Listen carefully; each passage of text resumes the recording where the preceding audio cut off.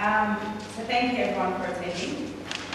I'm pretty much speaking on behalf of my sister who was in Syria recently, and this is her report on what's going on there. And she's got a lot of extensive knowledge. She's loves Syria. She's here today, but yeah. Okay, so for nearly 2 years, the unrest in Syria has warranted more attention in our mainstream news than the country has ever before in history. The narrative presented to Western audiences was that Syria was experiencing an Arab Spring that would constitute the pangs of the rebirth of a democratic, multi-party, free Syria at the hands of the Free Syrian Army, which compromises a multitude of small factions fighting government forces.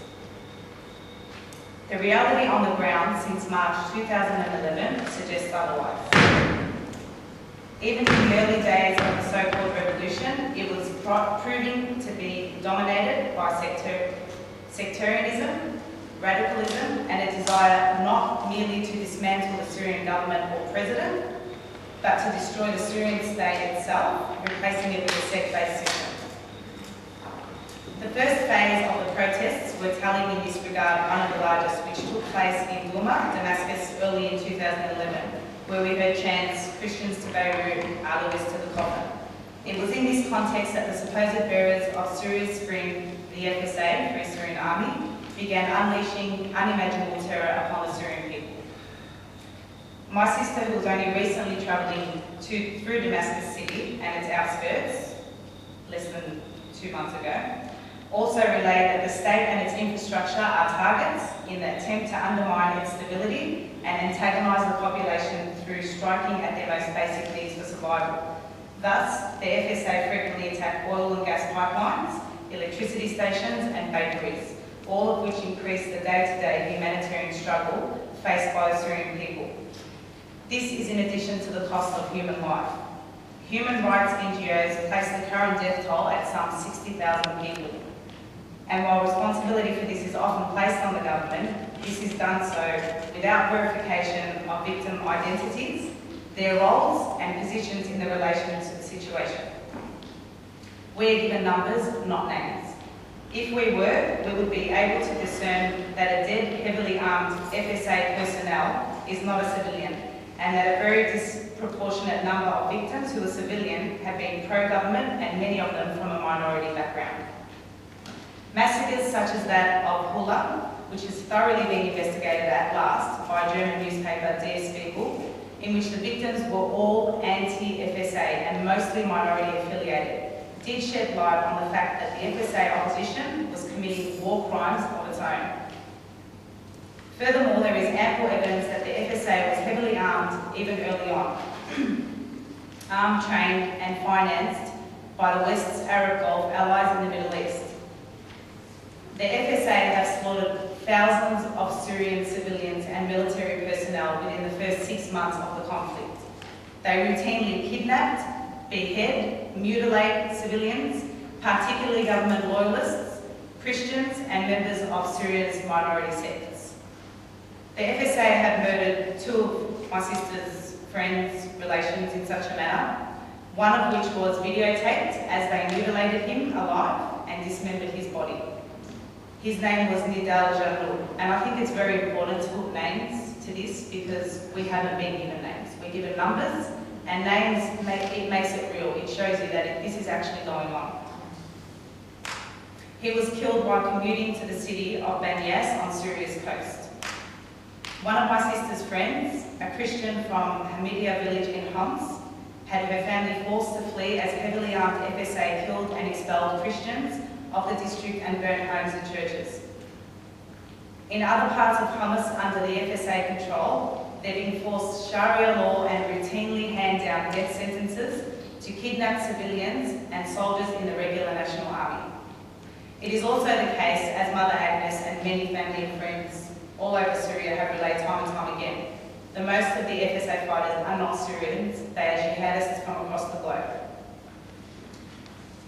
My younger sister was terrorised for 2 hours on her second trip from Beirut, going back to Damascus, when the driver, who was a pro-FSA Syrian, and I must add, she didn't meet many people that were pro-FSA whatsoever there, He was a radical by the name of Amir. He went on an anti-Christian slant, vowing that the FSA would slaughter them all once Bashar is put down. He proceeded to pick up 2 Libyan jihadists on the parting roads to Zabadani and Damascus City, who he explained were there to do God's work. I just want to add that I think my sister's very brave for having gone there to begin with, but yeah, I don't know what I would have done in that situation.